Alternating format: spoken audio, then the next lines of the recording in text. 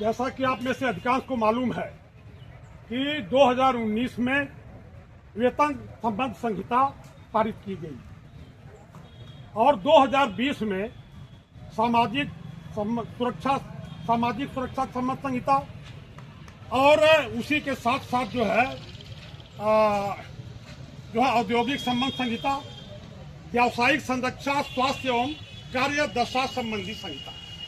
ये मिलाकर के एक 19 में, बाकी 20 में पारित की गई। हिंदुस्तान के सेंट्रल ट्रेड यूनियंस, जिन्हें आप समझ सकते हैं कि मतलब केंद्रीय श्रम संगठन के रूप में, हिंदी जिनकी अंग्रेजी नहीं वो समझने लायक है, वो समझे केंद्रीय श्रम संगठन, लगातार केंद्रीय श्रम संगठनों और तमाम स्वतंत्र कर्मचारी फेडरेशन और तमाम मजदूर संगठन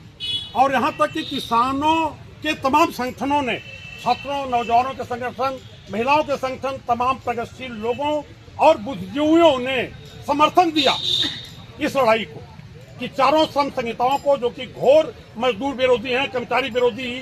नहीं है बल्कि वो किसान विरोधी हैं, भिन्न भिन्न तबके के गरीबों के खिलाफ हैं, और इसलिए इन चारों श्रम संहिताओं का विरोध होना चाहिए पूरे देश में। यहाँ वहाँ जब तब जगह जगह जो है छोटे बड़े प्रदर्शनों की भरमार थी, लेकिन ये फांसीवादी सरकार, जैसा हमारे पूर्व वक्ता साथी कामरेड इम्तियाज बोल रहे थे, दिल्ली की फांसीवादी सरकार जो कि सारी की सारी नीतियां पूंजी परस्त बना रही है, जो कि टाटा बिरला, अंबानी, अडानी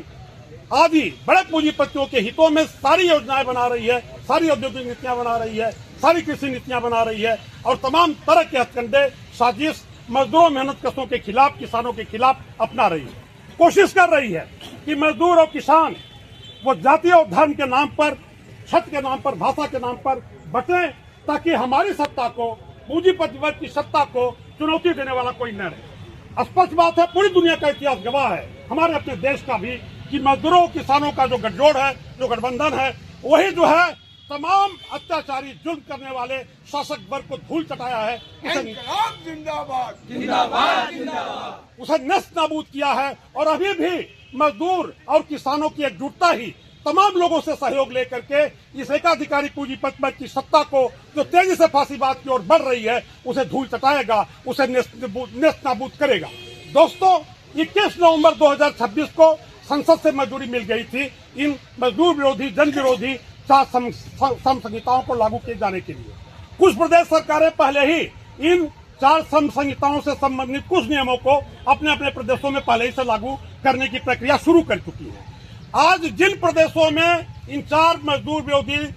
मेहनतकश विरोधी, किसान विरोधी, जन विरोधी श्रम संहिताओं को नहीं अब तक लागू किया गया है, उन सभी जगहों पर इन चारों श्रम संहिताओं से संबंधित नियमों को आज से पूरे देश में लागू किया जाना है।